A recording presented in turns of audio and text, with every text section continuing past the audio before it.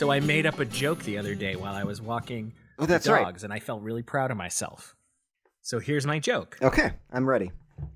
What do you call a group of gymnasts that keep fighting with each other?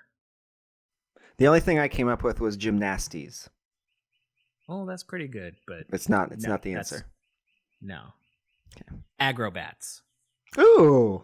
Yeah, that's good. I like that. Yeah. You could tell the kids, you could tell grandma, you know. And grandma will be like, "What? What did you say?" Huh? The jokes he tells. Just like assumes it's really That's bad. nice. So, should we jump right into our third episode? Or did you? No, I'm deeply excited. I want to jump right into our third episode. And this was an episode you requested. This episode. Yes. Well, it was on the list, and I mean, it was. I was excited for this episode. But the concept for this, you texted me, and you were like, "Hey, can we do this?" Mm-hmm. Because you said, "I want to do an episode of monsters that suck." Yeah, just the boringest. Yeah, the worst. Like, do you even call this a monster? Yeah, just gonna waste an hour of radio time. You tell me and our audience what you meant. I meant more than vampires. I meant creatures that drain, creatures that exist or have some sort of reason to drain, to suck. Whether it's life force, whether it's blood, whether it's I don't know. I could even go with draining lakes, waters from wells, all of this stuff. I liked the idea. Vampires, I think we agreed too. Like, you know, vampires could probably be an episode of their own, just with different, like, even regional.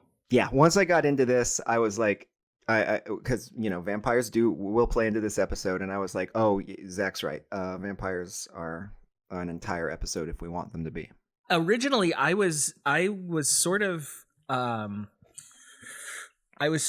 I don't want to say I was struggling, but like at first I was sort of like, oh man, what am I going to do? And then as I started researching, I came up with, I found two that I'm really excited to share because they were two that I had never heard of before and are just, one of them is like completely bonkers. Oh, great. But let's get into it. Let's get into monsters that suck. So I have the coin here. Wonderful. Okay. Do you want, all right. Heads is shaman and tails is Ewok. Mm-hmm. So do you want to call it? I can't flip it. Okay, so here we go. And flip. Ewok. It is Ewok. It is Ewok. All right. It is Ewok. For my first creature, I'm going to jump right into Chupacabra. Ah, El Chupacabra. El Chupacabra. Now, this, I'm going to tell you, is something I knew less about than I would have thought. And it ended up being just tremendously interesting to me. Like, doing my research on this. Unfortunately, most of it was internet research, which I feel is a little shoddy. I like to at least partially lean on a full book when I do these. But this is what I had. In preparation, though, I watched the X-Files episode, Season 4, Episode 11, El Mundo Giro, which is the Chupacabra episode. I really like the X-Files. I don't know if I qualify as like an X-Files super fan, because I know some people who love it so deeply. But I really like, it does give me the special feeling, the X-Files. But this, I have to say, was not as Chupacabra centric as I would have liked. It kind of spills out into a story about a weird fungal infection, and I was a little let down because it sort of, I felt like it kind of shoehorned the alien plot line in a little bit. But it ended up being a good place to start. And when I started reading about the Chupacabra lore after watching the episode, there were things about it that made starting with the episode really interesting to me. So I'm gonna, like, I don't know, I'm not sure how much you've read or ingested about this creature. What would you say? I mean, I think I know basically what it is. Okay. And I know, but I couldn't tell you sort of like, I don't know, the earliest sightings of it Okay. or anything. I mean, I do think what's interesting is I think this is the first monster that we've done that kind of counts as a cryptid. Unless you count the Fiji mermaids. Sure. Those are kind of a honorable mention, I think. But yeah, this is the first one where we've where we jumped into something that really is on its own a cryptid. This is the first one that we could reasonably find someone today, right, who would say like, that I've believes seen this, and or who I has believe seen in it. this. Yeah. Yes. So when how give me a guess at how old the Chupacabra lore is and where it comes from. Well, my understanding, and I mean, you might take the wind out of my sails here, but might go ahead. learn something. Yeah. I associate it with if not with Mexico, certainly the southern southwest United States into Mexico, but mostly I associate it with Mexico. How far back? I would have to guess maybe the 50s or 60s would be my guess. Okay.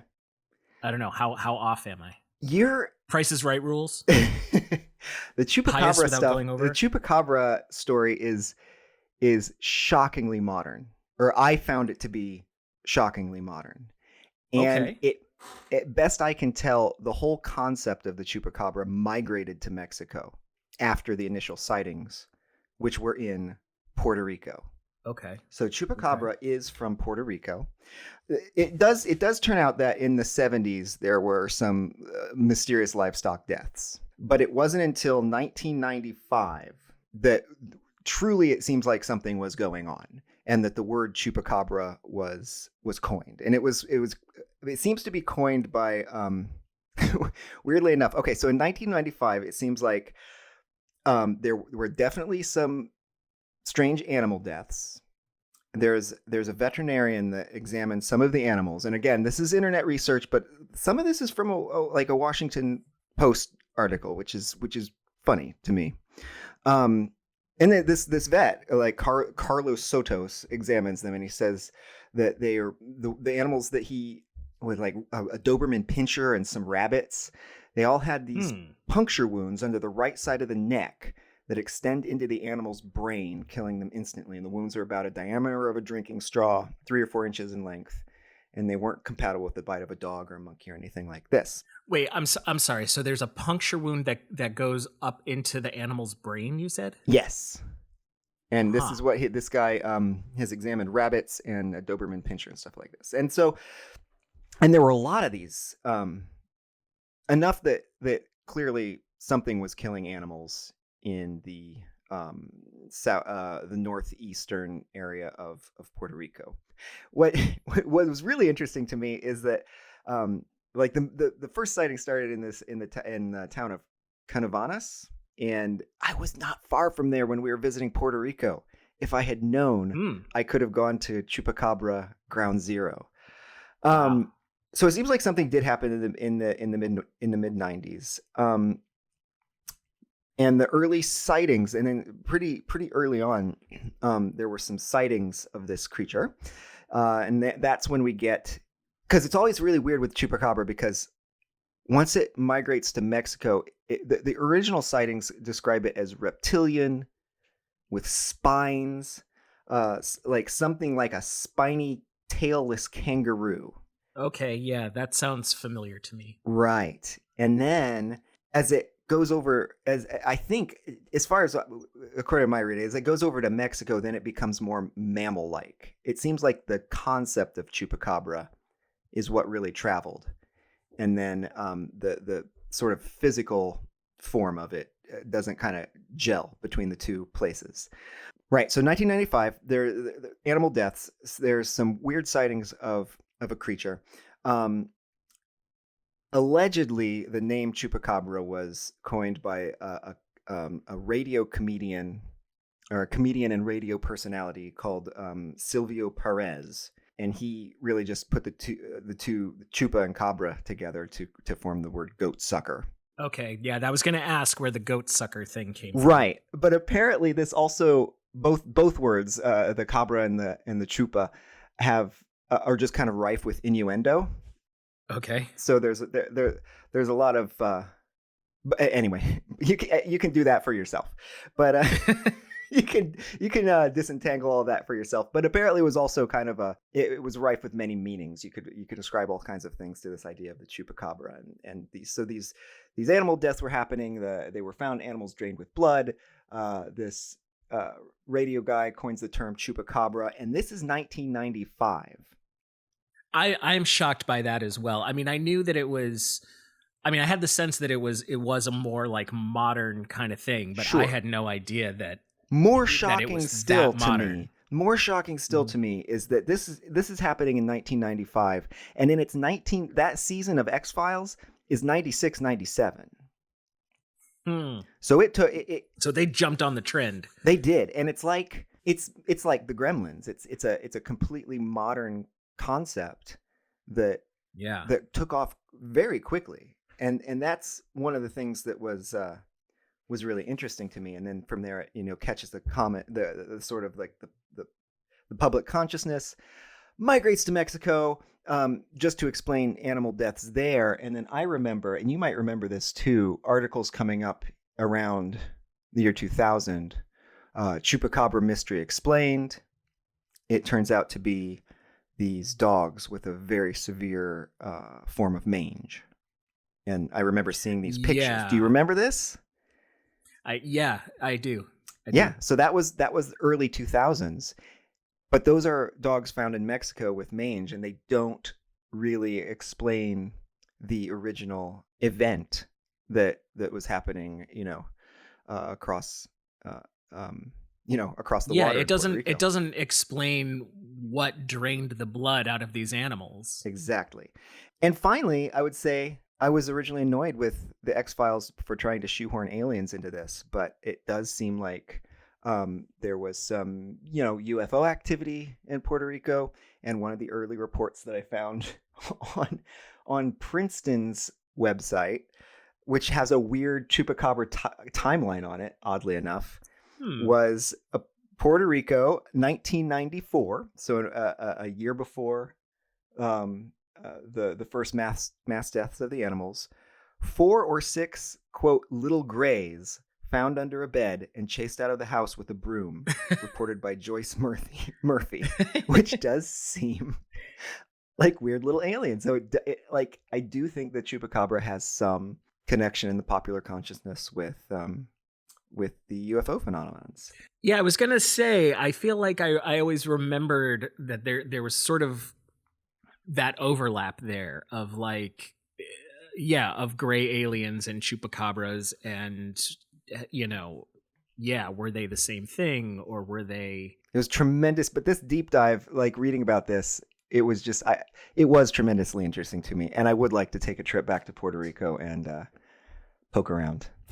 I think it's interesting too that there doesn't really seem to be a very firm description of it, right? Other than, I don't know, like you were saying. Well, there is the early sightings, which are very reptilian and spiny. The last thing I remember, the last thing I wanted to say about the chupacabra, I have my own actually literal pet theory about chupacabra. Okay. One of the early sightings, and this is, I don't have a lot to back this up except one article I was reading, but one of the first people who described the chupacabra, the spiny, standing reptilian creature, was Madeline Tolentino, and she explained it, called it like a spiny tailless kangaroo with these short arms. Mm-hmm. According to just one thing I read, later on was interviewed and had just seen the movie Species. Yep. Which had a very similar creature in it. And it was like, I thought that movie was real.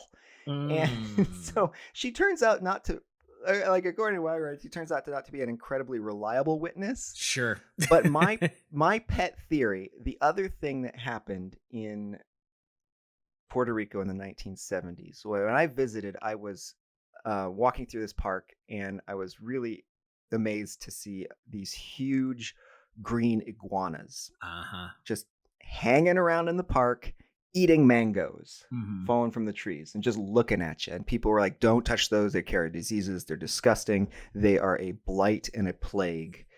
And they're not native to Puerto Rico at all. They came over in the 70s as pets and then got out and found a perfect environment for themselves and started multiplying like crazy.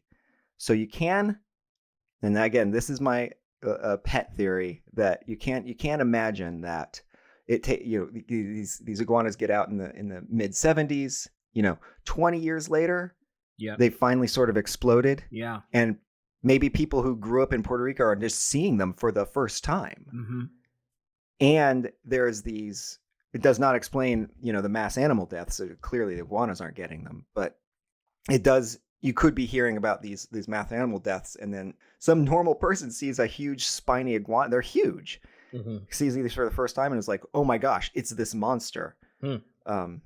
Anyway, just a thought. Well, I think like all good mysteries, what you have told me, what you have presented seems to ask more questions than it answers. Yeah. So yeah, there's a lot there. But what I think is interesting too is that the chupacabra is, like you said, where it's so modern and there's so much like conflicting information about it. And yet the chupacabra, I would say you can go up to almost anybody and ask them if they've heard of El Chupacabra, and they will know what you're talking. Like it's right up there with Bigfoot and yeah, and Nessie for sure. It's one of Nessie, yeah. It's one of the Justice League of cryptids. All right, my turn. So so this is something called the impundulu. Have you heard of the impundulu? Never in all my years. The impundulu is actually a type of bird. This is from southern Africa in the folklore down there. And it's also called the lightning bird. And the reason it's called that is because its wings can cause rain and thunder. But also what it does is while it's flying up in the air, it will strike down to the earth like a bolt of lightning. And that is also apparently where it lays its eggs. Hunters, when they see a lightning flash, when they see a lightning bolt hit the ground, they will go investigate to see if there's an egg there to destroy. Because the impundulu is immune to nearly everything. It's basically immortal, although it can be killed apparently with fire. Now, you're saying, well, okay, that's all well and good, but why does this bird suck? This bird sucks because it is vampiric. So it's got this very long, thin beak that it will drain blood out of just about anything. But it particularly likes cattle and humans. If a person manages to survive an attack from an impundulu, they will suffer from madness and eventually develop tuberculosis and die. Like these creatures are bad news. Now, the other thing that's really interesting about this impundulu is they are often powerful allies and familiars to witches. Awesome. So a witch will have an impundulu bird to carry out, her sort of evil deeds, whether it's death and destruction, but also apparently this bird can traverse into different realms and different hard to reach areas to retrieve ingredients and things like that. Witch doctors and voodoo practitioners, they also know that not only can the bird retrieve these rare ingredients, but the bird has fat in its body that it uses as fuel for its lightning strikes. But that fat can be taken from the bird and turned into different potions. Apparently, eating a little bit of the bird's flesh can give the gift of foresight. Wow.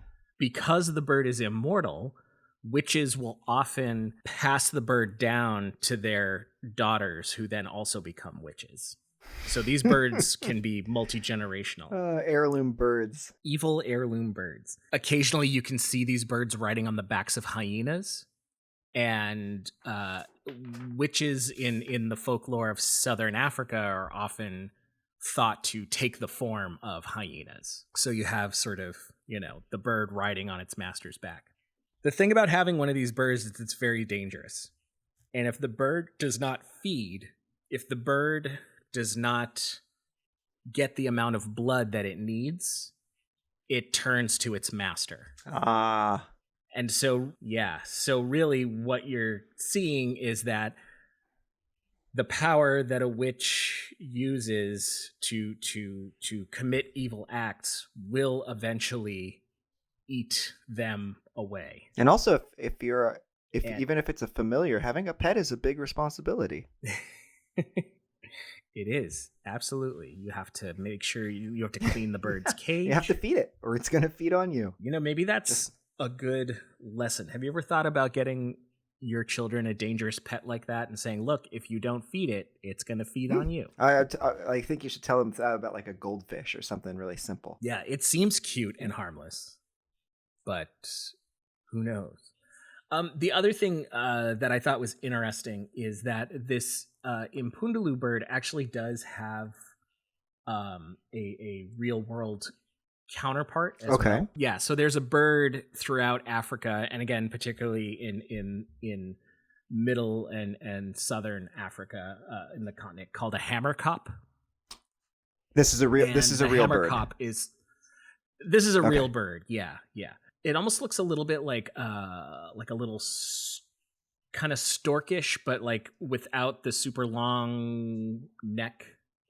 But it does for sure have this like very long pointed bill. If not the same as the Impundulu, is that's kind of like what an Impundulu looks like. I'm really taken with the fact that it uses its fat as fuel for lightning strikes. Yeah. That's both real world mechanical, because like using fat and tallow for lamps, and it's also feels like a game mechanic. Yeah, like in an RPG, you'd be like, okay, you've got enough fat reserves for maybe 2 lightning strikes. Yeah, then you have to grind to build up your fat reserves so that you can do more lightning strikes. That's awesome. But there's a lot of I feel like there's a lot of story potential in there, because I love the idea of the familiar. It's only a matter of time before the familiar has to feed on its master. I also love the idea of finding an egg. I was just gonna say that. Yeah, like hunters going out to find that egg to destroy. That's so cool. Yeah. And then maybe being too late or just about at the right time, or meeting a witch when they get there.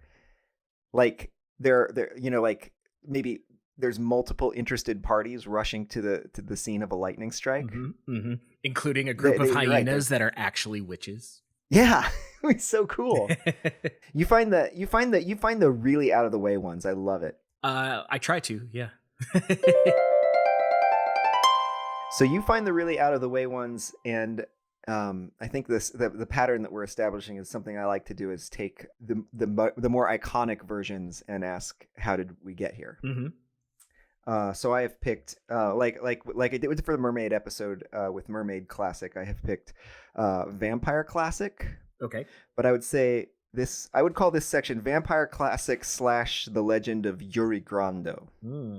So like I said, I like to do this with the mermaids as well. I'm interested in how these creatures sort of exist in sort of multifarious forms.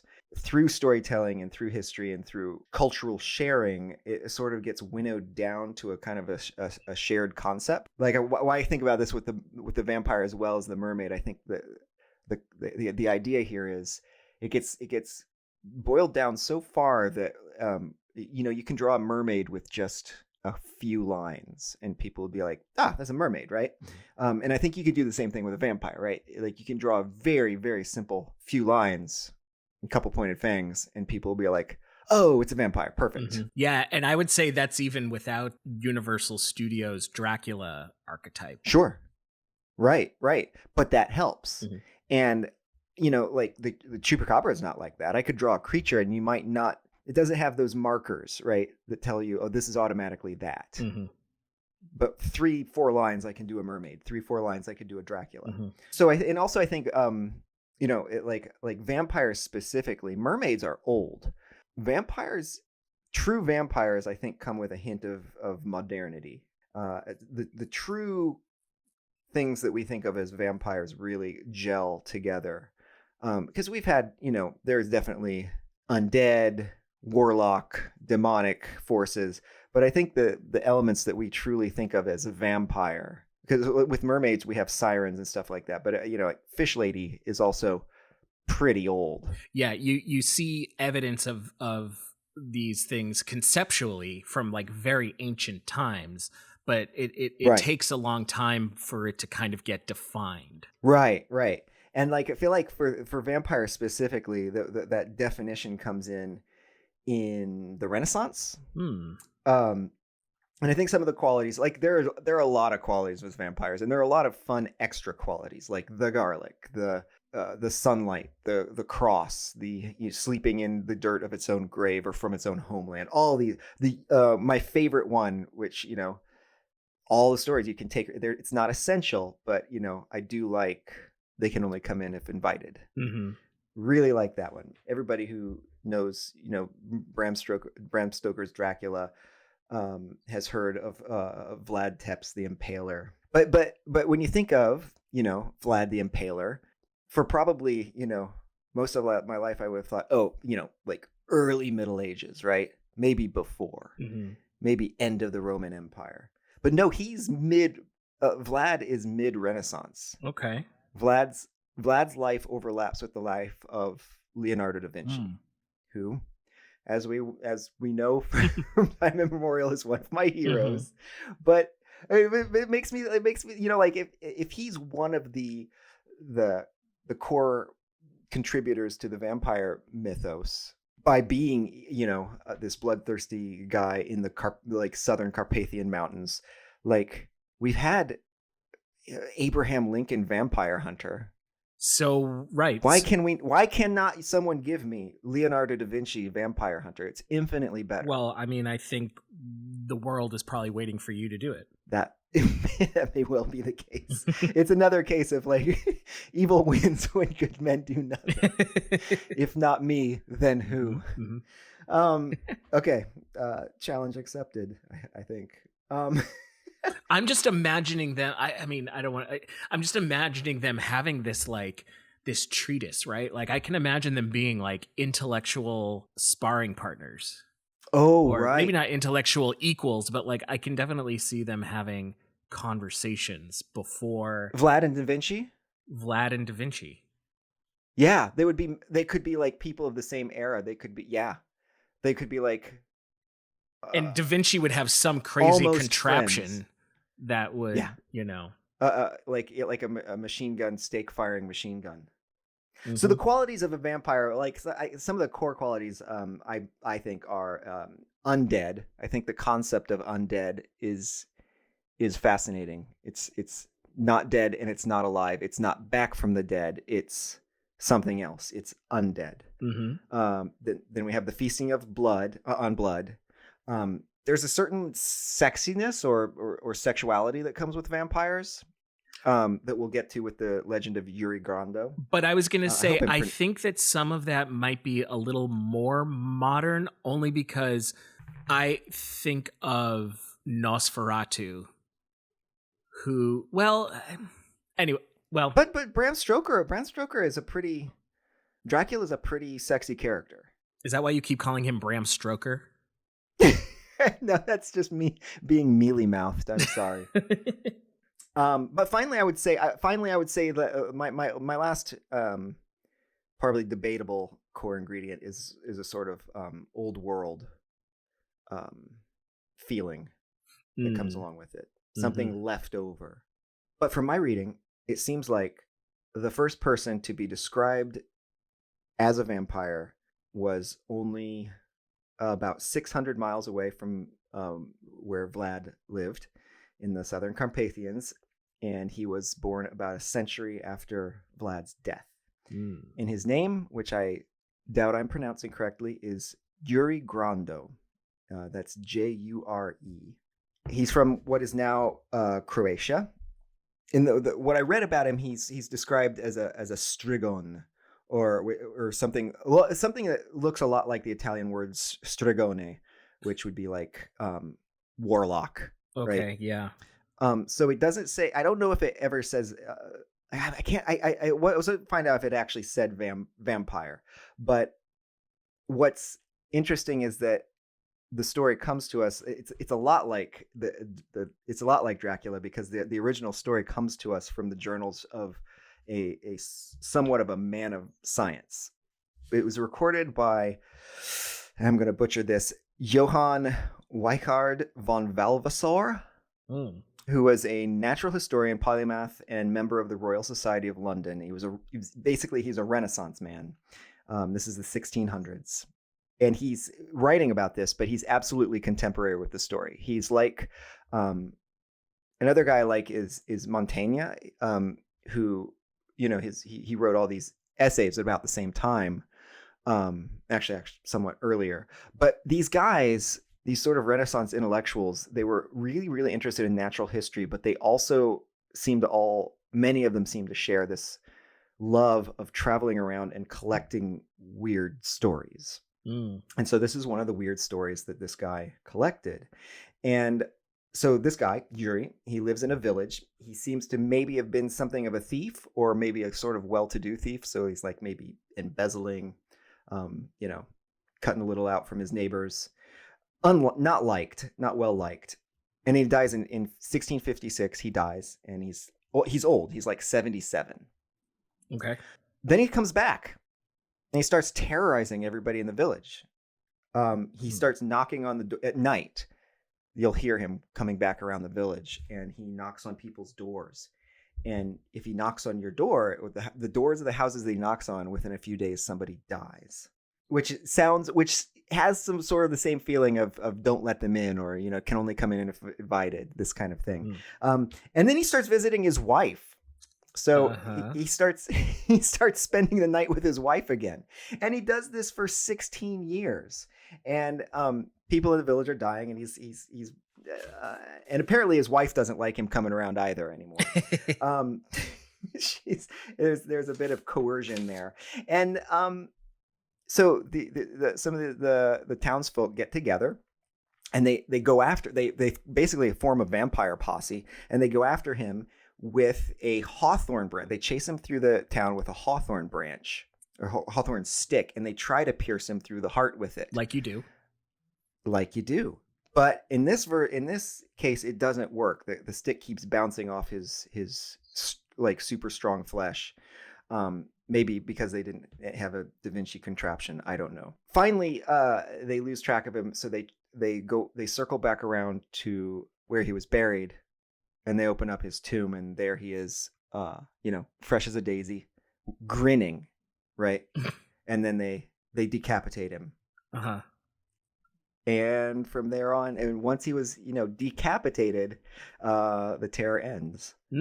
And so that is the legend of Yuri Grando. I don't know if he's a vampire, so it counts as a monster, but it's also got the tang of recorded history to it. And then anyway, to circle back around to the idea of... So would you say he really... I mean, I think you said this earlier, but I mean, so you would say that he's the first vampire, or at least the first recorded...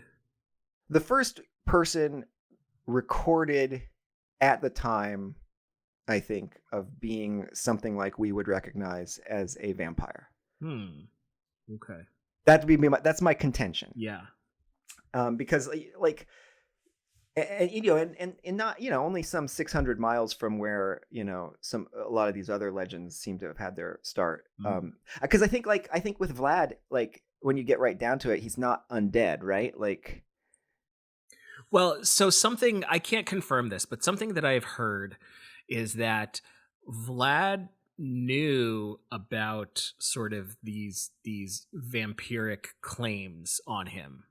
And sort like even within his lifetime, he knew some of this kind of mythology, and that he kind of exploited that. Okay. So he certainly did nothing. Again, there are people way smarter than me who have studied this. I have not, but I feel like someone at some point I had heard that Vlad the Impaler was aware of a lot of this and certainly did nothing to refute any of the claims. That makes some sense. Yeah. Anyway, Mm. I did find that story really interesting. But to circle back around to the classic vampire, I think, there's all these little, I think there's a lot of threads that came together for the creation or evolution of I don't know, what we recognize as a vampire that we could draw on a napkin. Mm-hmm. And I think the other element that I would point to is something that you introduced me to actually is German expressionism. So Nosferatu, I think, gave us the silhouette. Nosferatu, I think, gave us that high collar, long cloak pointiness, and also just a vibe, a general vibe. You introduced me to Der Golem, and I want to watch that movie almost every year at Halloween. I think it's so beautiful and it's so interesting, and it also, even though it doesn't have vampires in it, the architecture and set design in that movie feel vampiric. Yeah. To me. And I feel like vampires are still evolving. I do like the way they're evolving. I was super like many people my age, I was super into Blade in the 90s. I thought it was really cool. Mm-hmm. But I liked the sort of punk underbelly idea of vampires living in nests in crowded areas. Mm-hmm. But that's an evolution of vampire, I think. I think those vampires you can't draw on the back of a napkin, right? I think one of the qualities that I love still is that solitary, half-forgotten old worldiness. You're causing me to also go down a rabbit hole, like you're talking about Blade and stuff. And so I think because there's definitely that like vampire resurgence of the 90s where I think of Mall Goth, Hot Topic, Blade, Vampire the Masquerade role-playing game, where it becomes, vampires. John Carpenter's vampires? Yeah, it's like, in order to be a vampire, first of all, you have to wear a lot of black shiny leather, sunglasses. Like you have to, like, there's this like cool factor, right? Or you're going to raves. You're going to like underground raves. Yeah, exactly. You're I love it. Drugging people was it Blade where there was like the blood shower? Yeah. Okay.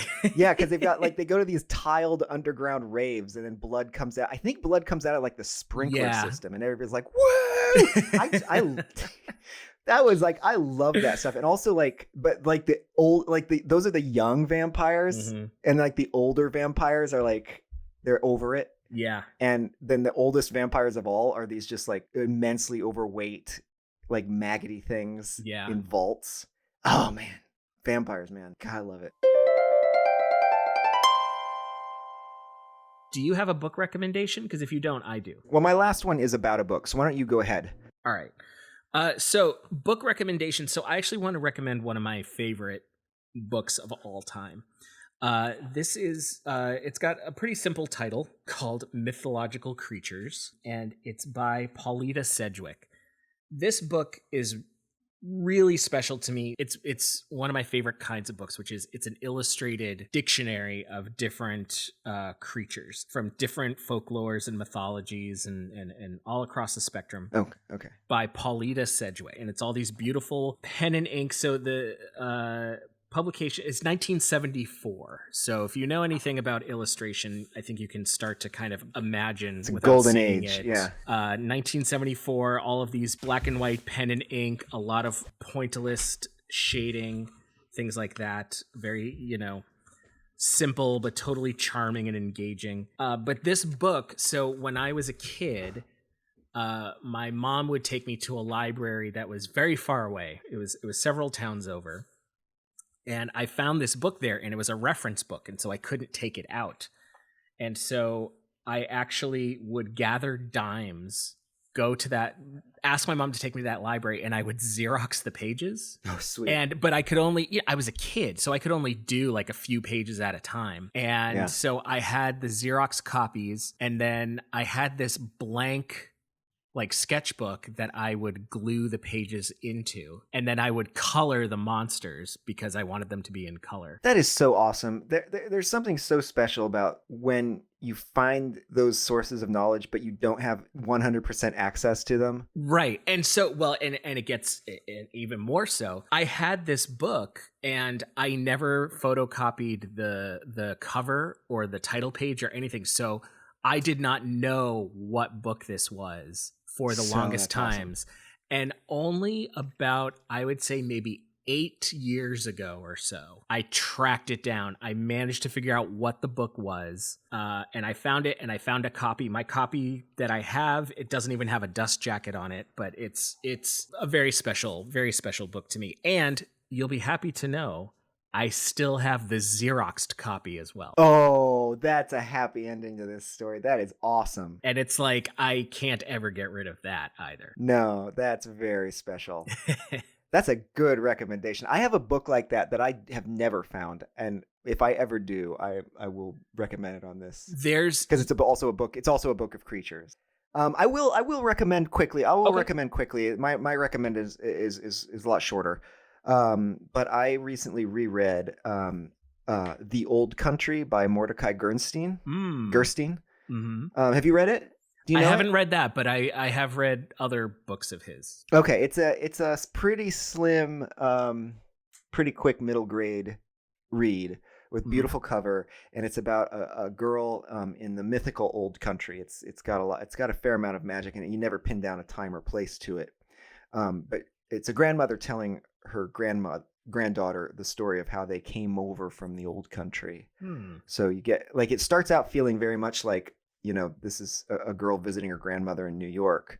But the old country, you're never quite sure where it is, and nothing's named in such a way that you could, identify it. Sure. And then it's about, war comes to the old country, and then it's about a girl who, the grandmother, who switches bodies with a fox and has an adventure trying to get back to her family through sort of a fairy tale version of war-torn, maybe World War I Europe. Interesting. Huh. I'll have to check that one out. It's quite beautiful. Mm-hmm. It's quite beautiful, and it's not illustrated. But it does have he's known as an illustrator as well. Yeah. But it's got a nice cover. Oh. So yeah. So you can judge a book by its cover sometimes. Yeah.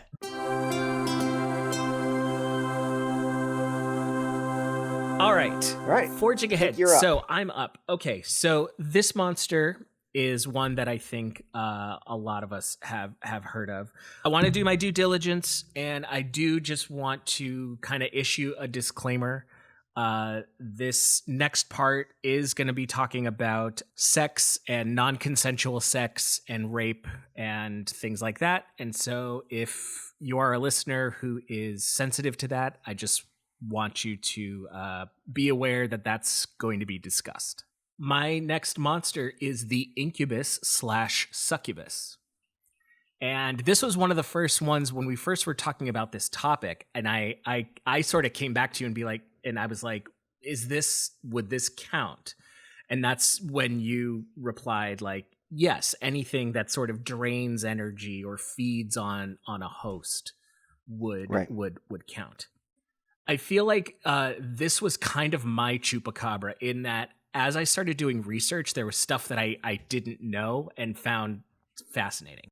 I just want to say that's been one of the most gratifying parts of doing this project. Yeah. To me is taking creatures that you think you know and then being like, there is so much more here than I expected. Yeah, for sure. So I think most of us know the concept of an incubus/succubus, which is a demon that feeds sexually on a person. The incubus is the male version. The succubus is the female version. They are always heterosexual. So an incubus always preys on a woman, and a succubus always preys on a man. Things that are sort of interesting. So this is another one that we kind of talked about. There are very, very ancient examples of this type of spirit, whether it's defined that way or not. But you only start to see the actual kind of definition and some attempt to categorize these creatures around like the 5th century, particularly by Christian and Hebrew demonologists. Even like Thomas Aquinas and stuff like that was talking about incubi and succubi. Have you heard of something called the Malleus Maleficarum? I would not be able to tell you what that is, but that sounds so familiar. That is translated. The translation of that is the Hammer of Witches, and it was published in 1487. Yes, I have heard of this. Oh my gosh, tell me about it. Well, I mean, this is basically a book. It's basically a reference guide for yes. Oh, this demonology and people who hunt witches and demons and perform exorcisms, and the Witchfinder General and all that kind of stuff. That book made a lot of trouble. Certainly something that sounds like so awesome and so cool and so great for a story. Also something that in real life history, caused a lot of pain and torture and, evil onto innocent people. Yeah. So the incubi and succubi are actually detailed a bit in this book. And something that is interesting is as demons go, apparently they cannot be exorcised. They don't have the fear of Christian symbology the way other demons do. So how do you identify an incubus or a succubus? Well, there's a couple of things. One is oftentimes they will live on their host body as a mole or a growth. And then when the victim goes to sleep, that's when they will grow to their full size. They are... Out of the mole? Yeah. That's awesome. Yeah. Yeah, so they just live there, like I said, as like a mole or a birthmark or a growth, and then at night they will grow to their full size. There's like a modern perception of succubi, in particular, as being just sort of like these very overtly, sexual, very attractive demon ladies that just want to have sex all the time. And that's not really the traditional... That's not. I'm so glad the traditional is probably so much more gross and wonderful. Well, yeah, I mean, in a way, and if you look at like old paintings and stuff of like incubi, which are the male versions, they're always they're ugly and distorted and things like that. Yeah. So anyway, so the thing will grow on its host to its full size, and then at night it will have its way with the victim. This often is experienced by the victim as bad dreams, hallucinations, dreams of a sexual nature, and is also often the explanation for a wet dream for men. That makes a lot of sense. Mm-hmm. But it goes even deeper than that. So even not of a sexual nature, there's a lot of sleep abnormalities that were attributed to incubi and succubi. For example, sleep paralysis. So, the idea of having this human-sized creature on your chest or on top of you, and that's why you can't move. Well, especially with like wet dreams, it sounds like in times and places where maybe it wasn't being passed down, like, oh yeah, that just happens. Right. Yeah. And also, like, dreams are of their nature just very mysterious anyway. And for years and years, like prophecies coming from dreams, like all kinds of things coming from dreams. Yeah. Yeah. You can see where this mythology would build up. Yeah. And so also, hallucinations, waking dreams, things like that. While you cannot separate the sexual nature of the incubi, succubi, it is larger than that. It can kind of be seen as like a sleep demon almost. People who are plagued by one of these are, for men, it's clear what gets drained. But also for both men and women, repeated. So there are reports of sort of like mass attacks by incubi, and the women are just always like completely drained. They lose their health, they lose all of the color, just it's like their whole life force is being drained, and same thing with men as well. But there's like a specific old report about kind of like this mass attack on women that are happening. All of that stuff I knew. I sort of knew. Okay. Here's the stuff that I found really fascinating. Later on in the tradition, a lot of times people think of them or define them as like, oh yeah, it's this type of demon, and the male is an incubus and the female is a succubus. But there is a later tradition that actually says no, it's one creature. And why does it want to do this? Why does it prey? Why does it feed on humans in this way? Well, because demons are not creations of God, of capital G God, they cannot reproduce on their own. So what these demons do is the demon will go to a man in succubus form, get the sperm that it needs, and then go to a human woman in incubus form and plant that sperm. Wow, I had never heard that. That's kind of amazing. Yeah, so that's like they're the pretty life clever, cycle. those demons. Right. I had not heard that before. The idea of like that, like no, it's one creature, but it changes. Yeah. In order to reproduce. And the baby then, the child. Yeah. So it gets better. So the child, I think that there are as I was reading, there was a lot of speculation about sort of like, well, what happens in that process? So in other words, like, do you have a child that ends up, potentially looking like the father, even though the father and the mother never slept together? But later on, it's explained that somehow it is altered. So the child, if it is conceived, the child will often be born with some sort of malady or deformity, and it is not strictly a human child. It is something. There's actually a name for it. It's a cambion. Now this cambion is basically human. Like I said, it's sometimes they will be described as like maybe they have bird feet, or maybe they have some other kind of deformity, but they also have a kinship and a very close relationship with the supernatural. There is a very famous cambion in folklore and literature, and do you know who it is? No. Merlin.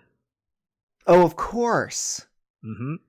So in the mythology, Merlin's his parentage is described as he's the son of a maiden who was named Adhan. I'm not sure if I'm saying that right. And an incubus. So he has demonic parentage. But this also explains his natural magical powers. Right. So he is not a wizard that had to like study. And he's always been like a murky edge character. Yeah.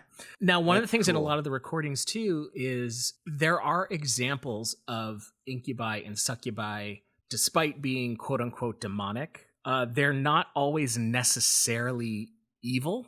Like they're not always trying to just inflict pain. So apparently there was a Catholic, I don't know what his rank was. He wasn't the Pope.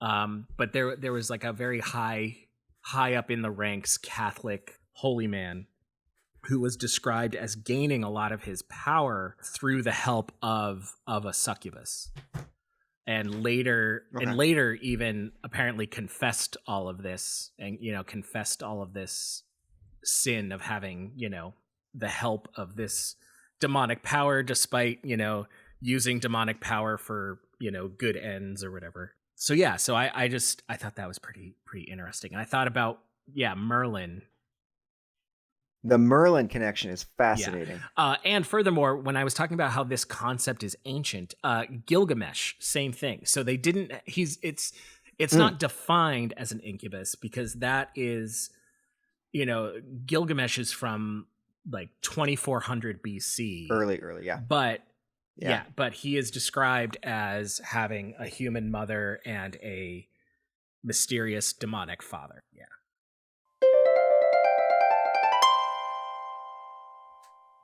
So this is a little different. I'm going a little off script here, I think. But I'm going to call this one Mediterranean Vampire. Okay.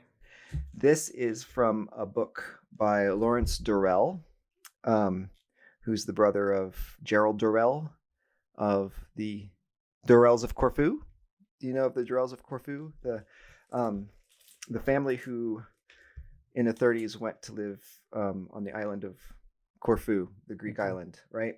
And they've made TV series about them and stuff like that because they just kind of lived this like interesting bohemian life in Greece for a while, and they were very artistic. And Lawrence did a lot of travel writing and poetry and stuff.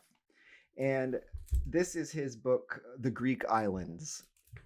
And I happened to, when I was just poking around, I happened to turn it to this page, and it was this vampire story. And I'm going to read a little bit extra. This is just going to be a straight read aloud. Okay. And I'm going to start a little bit ahead of the game, where he starts talking a bit about the mythology and how it intertwines with the Orthodox Church. And I think this first paragraph is going to be stuff that you're generally interested in anyway. Okay. But has Greece ever fallen asleep? It's worth mentioning, in order to stress once more the primordial continuity of things, that just under Lindos is, as under the Acropolis in Athens, there is a sacred grotto which is still invoked in prayers, though the present incumbent is called the Virgin, Panagia, instead of Athena. She is equal to every emergency, from plagues or national disasters of any kind, to sterility and even human illness. The Christian overlay is less than an inch thick.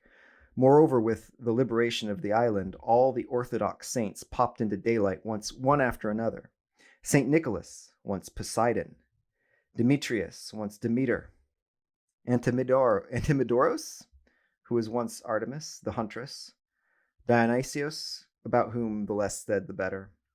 Sitting in a tavern under the blaze of whiteness, the heart of light, which is Lindos' citadel, I often heard the saints invoked by Yankee and his friends. It had always reassured me that they should spring so naturally to the lips of the inventive, generous, dispossessed modern Greeks, who had all the same virtues and defects of their long-ago ancestors. It was here, too, that I came across the Rhodian version of Pan, the modern Orthodox devil, which has become his contemporary replacement. For some reason I could not establish, he is called by a different name, Kalikazaros, and he is the chief mischief maker of the peasant's world. He is a curious mixture of differing attributes. His chief trait is the mischief-making that is already so well expressed in the folklore of Ireland, or of Germany for that matter. He turns milk sour, and generally makes life a misery for the incautious housewife, who forgets to put out the traditional battery of charms needed to neutralize his wickedness. In physique, he resembles a diminutive Pan, or Christian devil. In another sense, he is stupid, his behavior as inconsequent as it is often loutish. He can cause miscarriages or kidnappings, every kind of peasant misadventure. It would be fair also to describe him as some sort of changeling, for in terms of the Orthodox Church, which tacitly accepts his existence, those couples who have intercourse on 25th of March will certainly have a Kilikanzaros child born to them on Christmas Eve. He exists side by side with his more sinister cousin, the vampire, who is less evident here than in Crete. Santorin and northern Greece. Sometimes an inevitable result of historic distortions produced by these long-lived personages. Their lines of conduct get confused. In some parts, a Kalikanzaros pops out of a tomb and leaps onto the back of an unwary peasant whom he forces to run across country at breakneck speed until he drops down exhausted by setting a cross of bramble over a suspect tomb. The Orthodox Vrykolax has his own sphere of action, and many are the stories told about him in the grim ceremony of staking a suspect body while an anathema is pronounced. One old priest who told me about 2 ceremonies of exorcism that he personally witnessed said that the physical results of the prayer were remarkable. The body literally flew asunder, and the joints made a fearful crackling noise, which he imitated vividly by shuffling spittle about in his mouth. He also taught me to look for signs of a vampire, in case I ever needed to offer a diagnosis.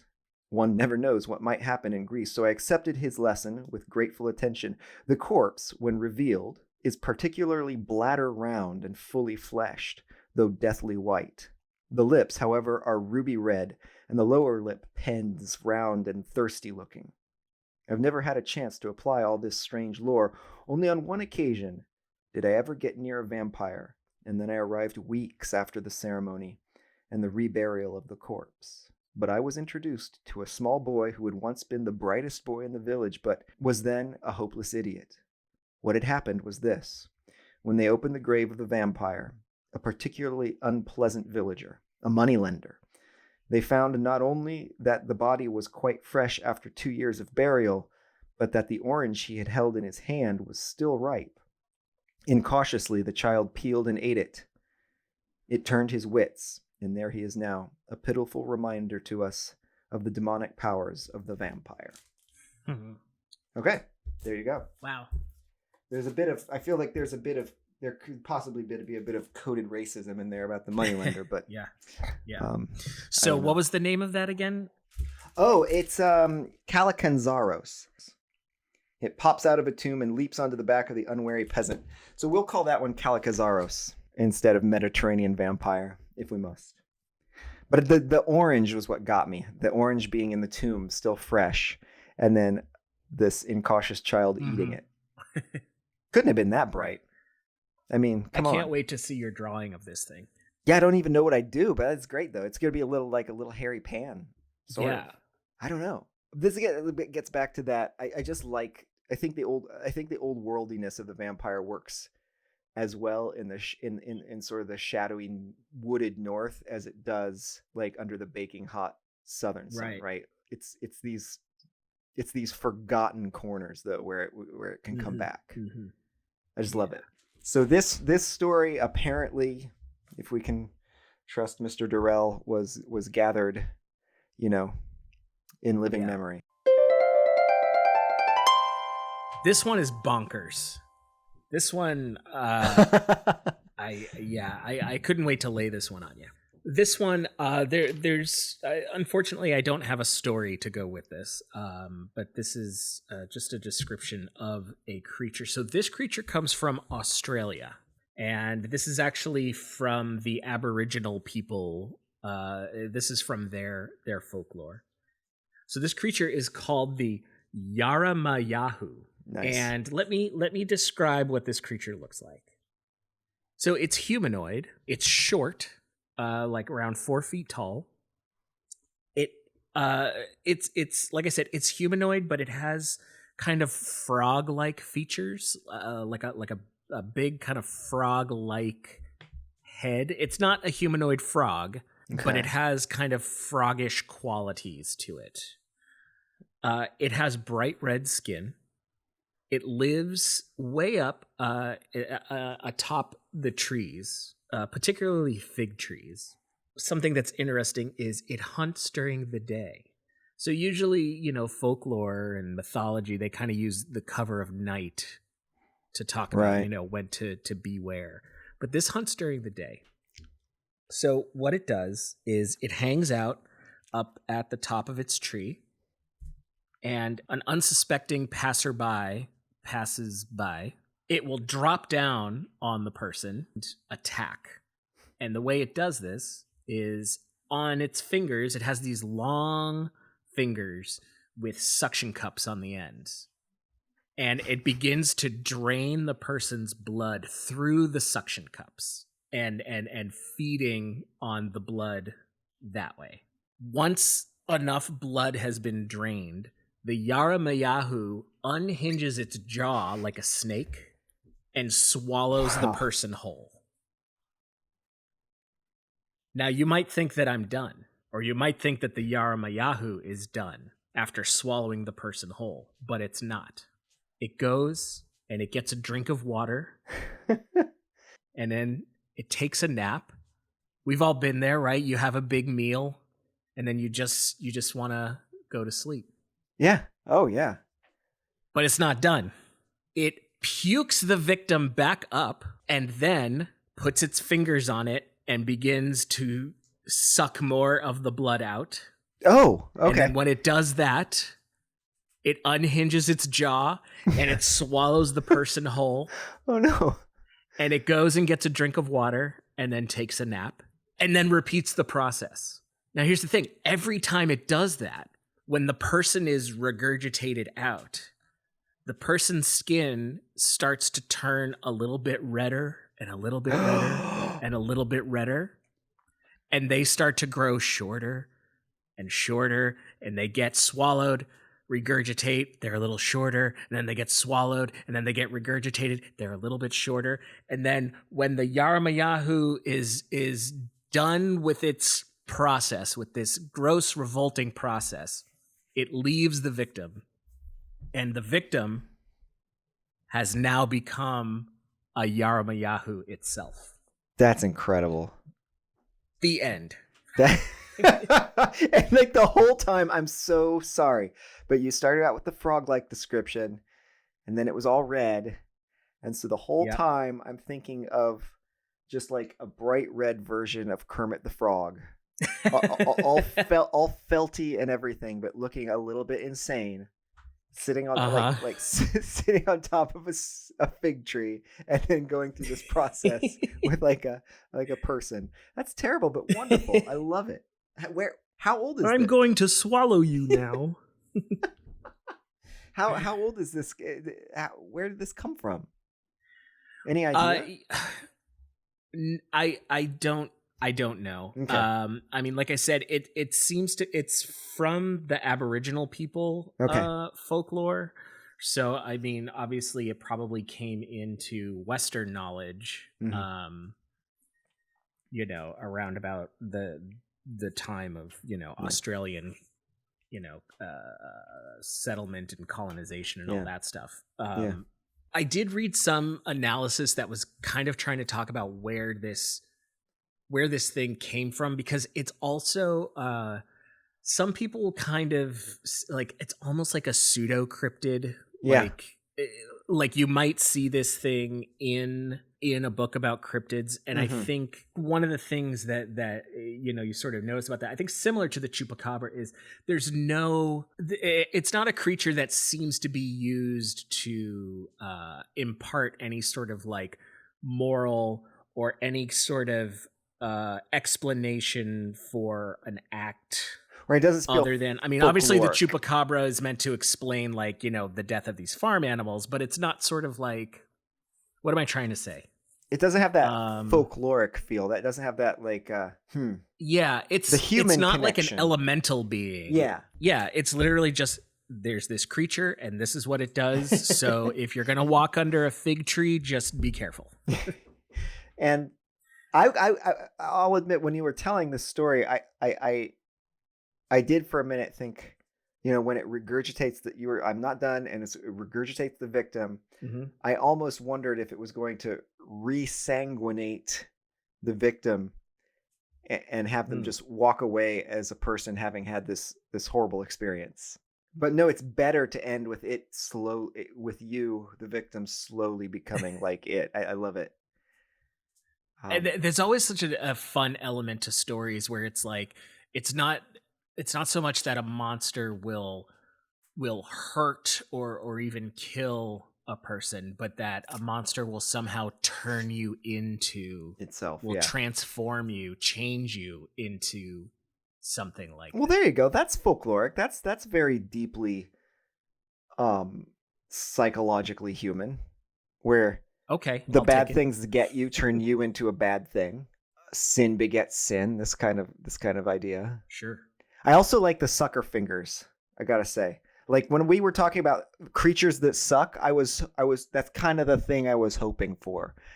Yeah, I like because like it could have just as easy. It could have been fangs, right? It could Sure. have been Easy. just it bites its victim and drinks the blood. But no, the fact that it gotta suck 'em sucks through its out the blood through this. Things on its hands. Yeah. So that was our episode about monsters that suck, and we had some story time. We had some modern history with the chupacabra. So we have to do our thing. We have to pick our favorite from the other person's list. Okay. What was the bird called again? You pick the ones with Impundaloo. Impundaloo. Yeah. Your three are all okay. I learned a ton more about the incubus and the succubus than I thought I would. Quick side note, you were talking about like going to books versus going to like, the internet Sure. and stuff. When I'm typing in like history of the incubus, I was just getting all these links for the band. Oh, nice. Next So, up on this podcast. I was like, no, that's not what I'm looking for. Sweet. So I like I like learning about the mole thing with the incubus and the succubus was revelatory to me. I loved it. I love it. That's very visually interesting to me. The Impundaloo was very storyetic. It was. I think you just coined that. No, I like that. We're keeping it. Okay. Storyetic. No, I thought toyetic. That's the thing. That's what it was. Yeah. That's the term we don't like. Yeah. It offers you a lot of storytelling options, but I think this last one. Tell me again its name. Yara. Ma. Ya. Hoo. Yaramayahu. I think my visualizing the Yaramayahu as this disgusting little sucker-handed Kermit the Frog, and then learning about that process as it goes. I think that would be my favorite. Tell me what your favorite of mine was. That's tough too. Okay, so you had the chupacabra. Yeah. And then you had, what was his name? Yuri.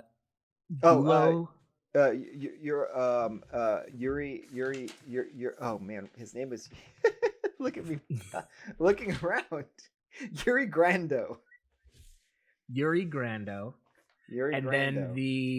And then the it started with a K.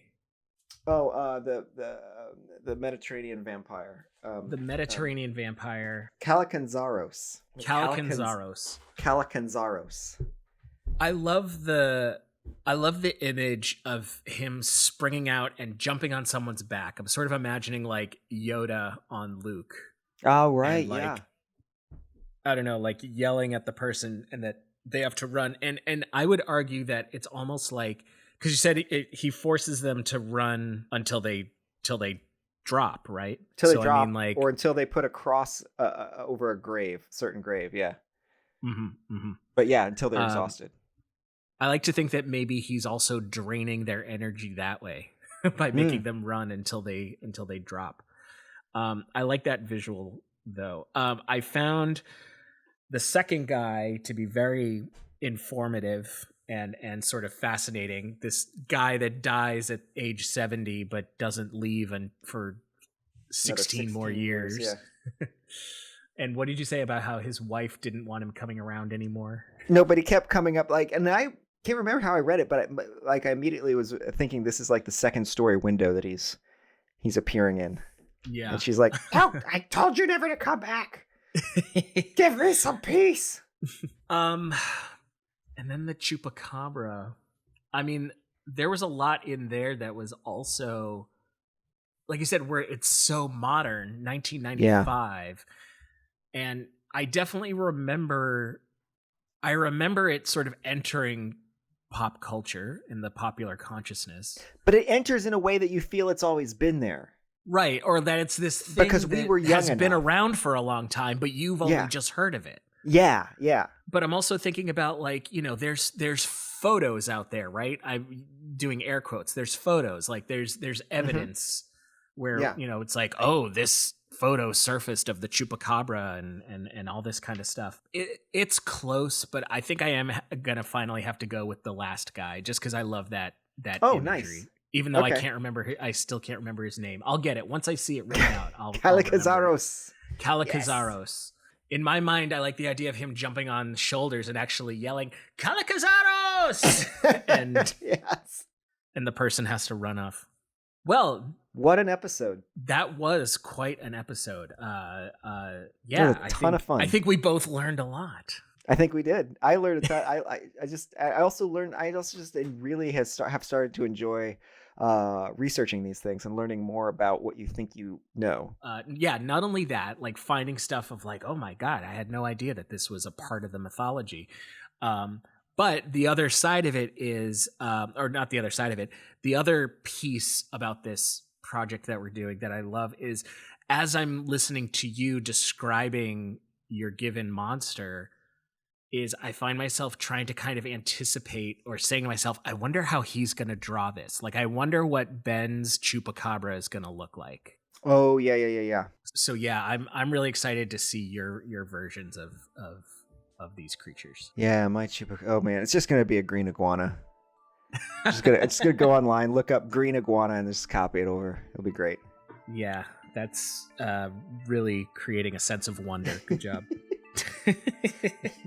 And you're just gonna look up person with a mole. When to check a mole. I'm just gonna find like a medical picture of that. Oh my just gosh. be like, here you go. Here's your incubus. All right. Well. Well, that was a great episode. And for Ben Hatke, I'm Zach Giolongo. And for Zach Giolongo, I remain Benjamin Margaret Hatke. Ciao, ciao, guys. Bye, everyone. Hey everyone, David Universe here, producer and audio engineer for Ben and Zach's Monster Market. On behalf of the team, thanks for listening. Music for this episode was created by Twinstrumental. If you'd like to see sketches of the creatures discussed on this episode, as well as other mystical goodness, please visit us at monstermarketpod.com, as well as Instagram and Facebook at monstermarketpod. For creature recommendations, or just to say hello, please email us at monstermarketpodcast@gmail.com. And don't forget, subscribe on your favorite podcast platform. Until next time, beware, because they be monsters out there. Do gonna talk about demon stuff, and it's scary, but not as scary as you think, or maybe it is. I don't know what you're scared of. Dee dee dee, do do do.